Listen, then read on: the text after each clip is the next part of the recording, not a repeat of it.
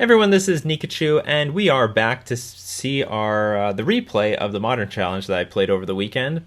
Modern Merfolk is the game, and Nikachu is my name, and we are on the draw. But before we get into any of that, let's talk about our sponsor, themanabase.com. If you love artist altering, if you love art in general and Magic the Gathering, go check out Madison Gibbons' The Ninth Sphere at themanabase.com. And at Las Vegas, she's gonna be there. She's gonna be there at the, I think there's an art expo, so you can go meet her in person if you're a fan of Madison Gibbons.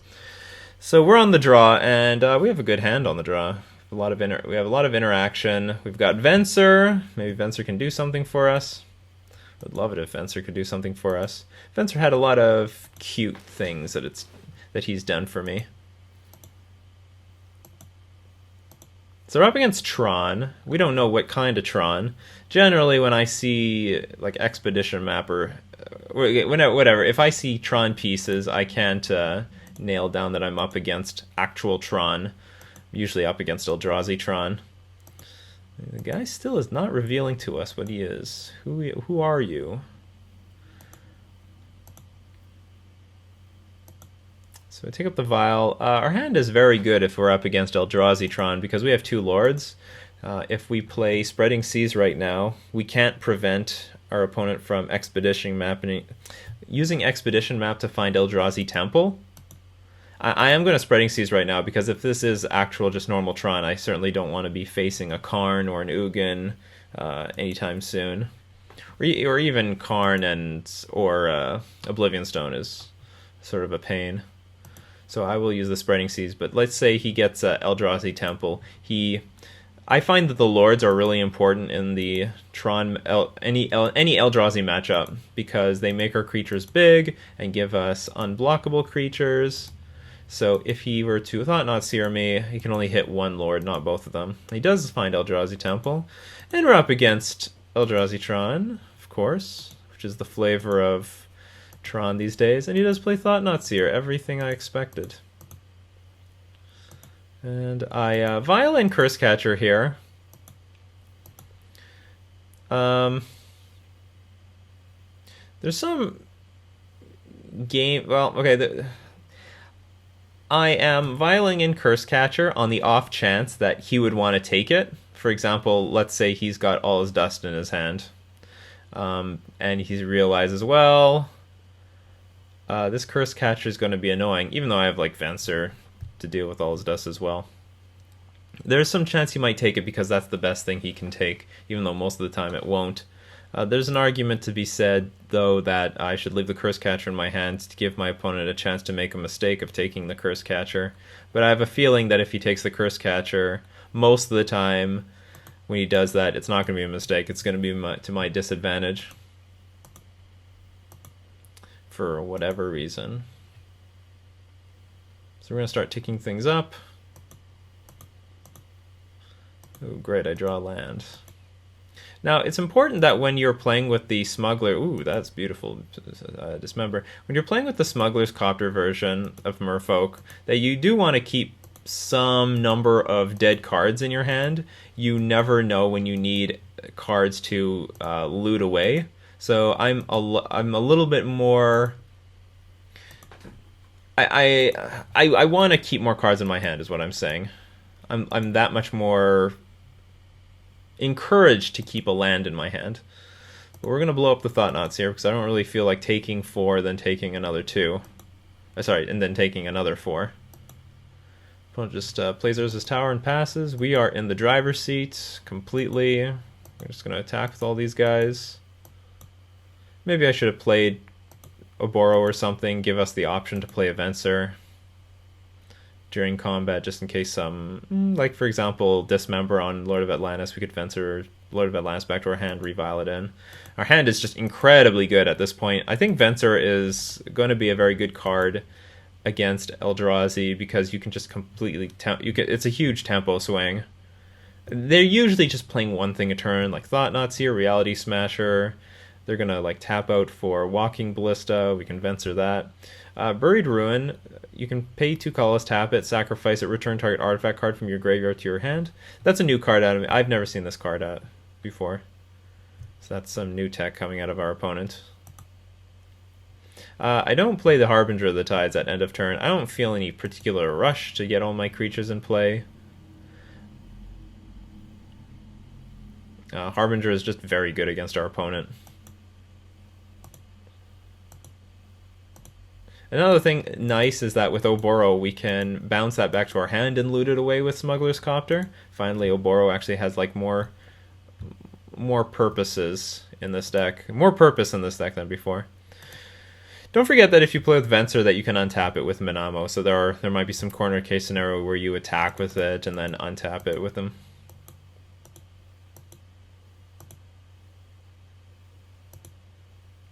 So our opponent does play All Is Dust because that's the only thing they can do, and I could do a lot of things, but I very wrongly used Venser. This is a big mistake. I don't know why I did this. I don't think 1, 2, 3, 4, 5, 6, 7. Yeah, I shouldn't have revealed this. This isn't stock in Merfolk whatsoever. I should have just like countered the All Is Dust with my Curse Catcher. There was no reason whatsoever for me to do this.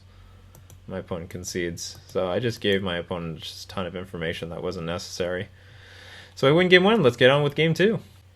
So I have sort of an underwhelming hand. The hand's pretty slow. It's very vulnerable to Thought-Knot Seer. I mean, we got to look at... We have like 5 mana sources, and I'm pretty sure I mulligan this. It's just not very... There's not very good prospects with that hand. This hand's great. We got some Spreading Seasons. We've got Smuggler's Copter. Smuggler's Copter is just great in general. And we find a land on top of our library, so we keep it. Turn 1, do nothing. Fantastic. I love that we can play Spreading Seas on turn 2 if necessary, which we're going to do. And if you're a patron on Patreon, then you'll know that when you... Well, there's no Urza's Tower here, but you do want to hit... when you Spreading Seas anything... in regards to the Tron lands, you want to Spreading Seas either the mines or the power plants. Encourage them to find more of those, and in the event that Spreading Seas all fall off, your opponent's not going to have as much mana. For example, if you keep forcing them to find Urza's Tower, then the moment they play All Is Dust, then they have a ton of mana, because each tower adds 3 mana to their mana pool, whereas the power plant only adds 2. And it sort of sucks. Our opponent finds we already had the power plant. We chose the wrong one. So here we don't really have much choice, but I'm willing to get my Copter out there. Copter is great in this matchup because of the fact that it doesn't get hit by All Is Dust. It's a colorless permanent. It does still get hit by Dismember and that +3/-3 card. Don't remember what it's called. There we go, that big ugly guy. Overall, I think our hand is very good because of Harbinger of the Tides and all these lords. But I do... why did I do this? Oh yeah, because I'm looting, but I could have still done that with Silvergill Adept. I think I had the idea that if I found a Mutavault that I could play the Silvergill Adept off of it, but my problem is I don't really have anything to loot away, and I think I would have rather played Silvergill Adept,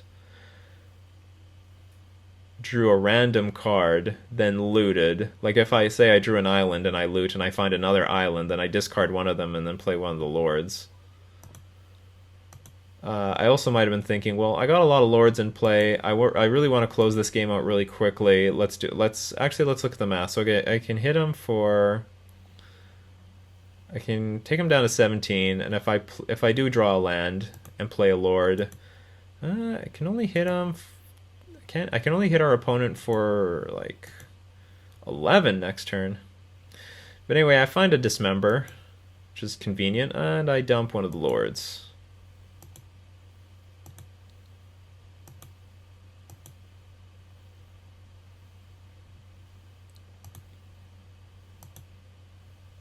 Again, that Buried Ruin. This thing must be amazing in some matchup for this guy to want this card. Spatial Contortion, that's what it's called. That thing is annoying. You know, between Spatial Contortion, I'm not sure if I want to have Dispel in this matchup. Oh yeah, what did I side in? I sided out the Master of Waves for sure. I think I just sided out 2 Master Waves, brought in 2 Negates. I think that's all I did, and I kept the Vencers, of course. I have Negate just for stuff like Spatial Contortion, Dismember, and Knowledge Dust. So our opponent's going to get in there for that Thought-Knot Seer. We're going to Dismember that Thought-Knot Seer. And so long as our opponent doesn't hit Tron, I think we're in good shape. We do hit our Negate. That's nice. I think I rightfully play the Silvergill Adept this time.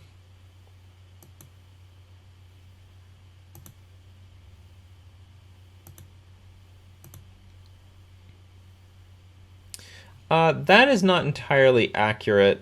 I should... Or am I going to play a creature? What am I doing here? There's no reason for me to do anything right now. I should just activate the Copter. Man, I was playing loose this weekend. I know I'm playing loose right now, but this is completely unnecessary. I should just activate the Copter with Silvergill Adept, attack. If my opponent plays Spatial Contortion or Dismember, I can negate it. I just put everything on the battlefield, main phase, and it appears that I am punished. It's very interesting to see all these things in retrospect. I have to learn to be more careful.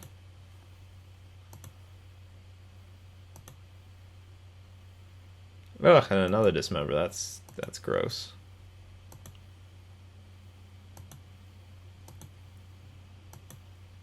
And now our opponent has Tron, and they're gonna go ham. Or are they gonna go ham? What are you gonna do? What do you want to do to me? I don't remember how you obliterated me.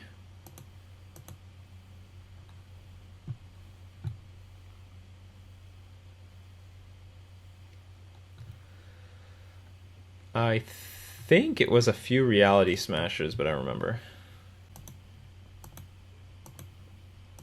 I am correct. There are a bunch of Reality Smashers on my way, and I'm dead.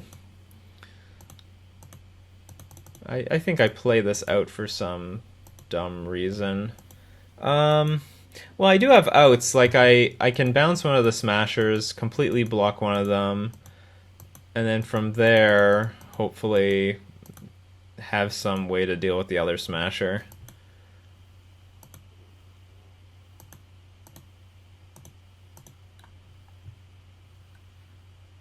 Here comes Harbinger. Bounce your Smasher. Smashy smashy. And at 6 life I can at least take one Smasher hit. So it allows me to play, for example, top deck into a Lord into another Lord to double block the second Smasher.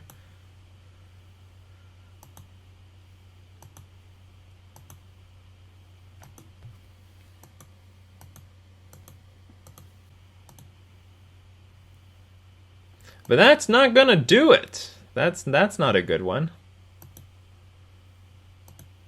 I don't even play it.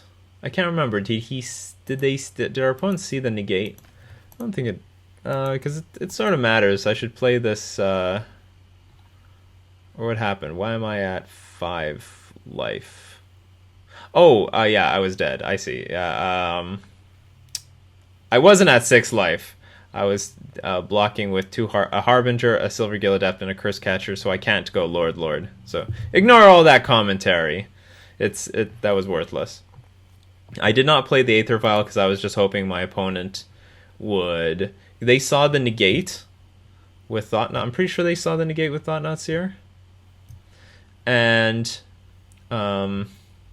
if I played this, they would have perfect information and they would just play this thing. Whereas if I keep this in my hand, maybe I can get my opponent to play a card that I don't know about, because they're obviously playing with something like Buried Ruin, and maybe they'll play something on their main phase that I'm not expecting to somehow play around Harbinger.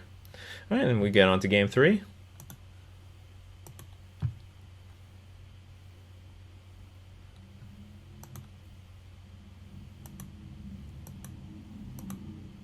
And we have a great hand here on the play. Looter Scooter. Can't wait to show you the power of Looter Scooter. Some people have already suggested we're going to Artist Alter the Smuggler's Copter into a submarine. But I decide on Lord of Atlantis. Why on earth did I do that? Lord of Atlantis, you play 2 Urza's Towers.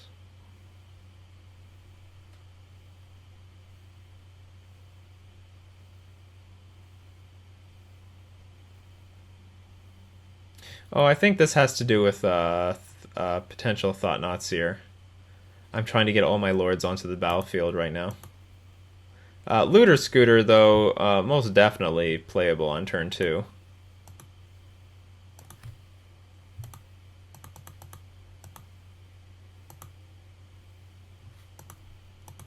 I'm just beating him down the old-fashioned way. He doesn't have a very... Our opponent does not have a very fast start. And Spatial Contortion, very annoying. It really reinforces that I should probably put some... I sort of want to bring in Dispel, but it's pretty dead if our opponent doesn't have any of that spot removal. So now I am encouraged to play Spreading Seas. Now I think Looter Scooter is fine.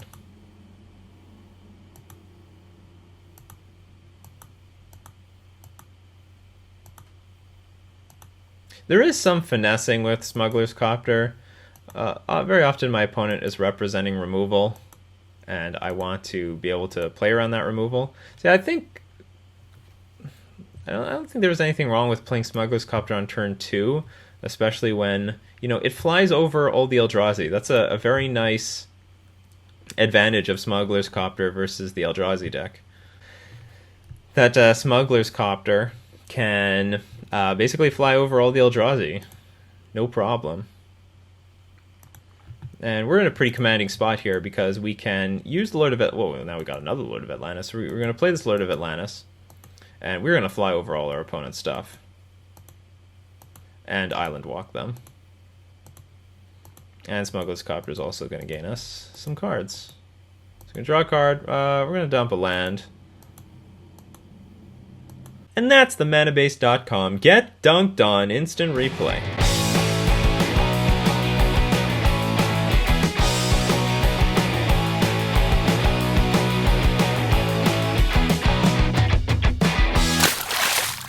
And I believe I could have played a land, but I opted not to because of Smuggler's Copter, and our opponent didn't have anything else and they resigned.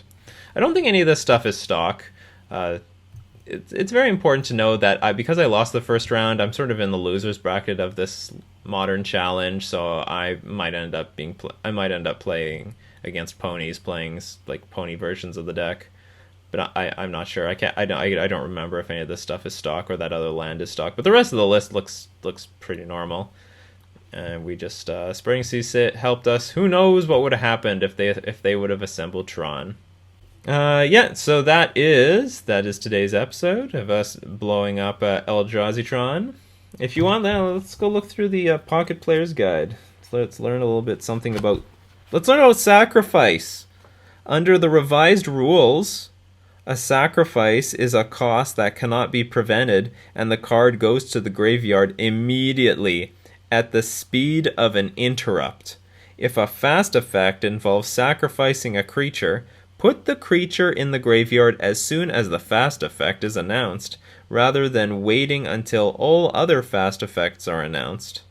Any benefit or result from the sacrifice still waits until its proper place in the effect resolution sequence, even if the spell or effect is countered in some way. The card being sacrificed still gets buried, just as the mana spent on a countered spell is still spent.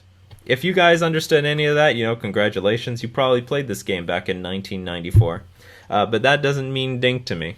So, we're going to thank our patrons supporting me on Patreon. We're going to thank the manabase.com for being a manabase.com. This has been Nikachu playing Merfolk with Flying Fish. We're playing Flying Fish.